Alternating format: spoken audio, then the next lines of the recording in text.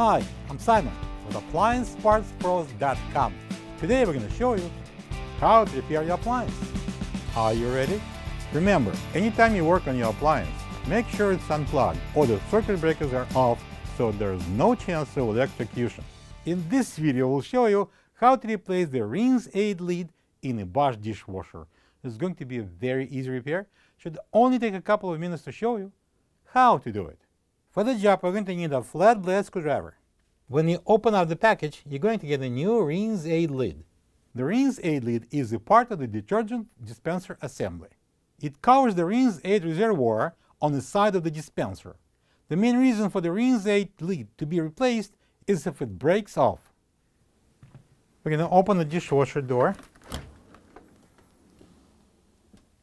Press the tab and open the rinse aid lid.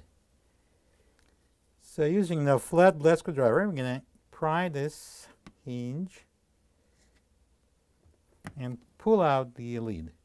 This is the old rinse aid lid next to the new one. If you don't have this part, you can get it from AppliancePartsPros.com. So we're going to bring in the new lid. I'm going to place this little hinge into this opening here on the side. Close it. And then we're going to press it down and simultaneously I'm going to pry this a little bit to the side and push it down.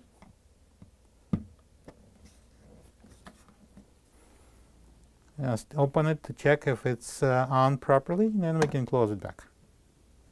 And then we can close the door. Plug the dishwasher in and enjoy your clean dishes. Thank you for being a part of another successful repair brought to you by AppliancePartsPros.com.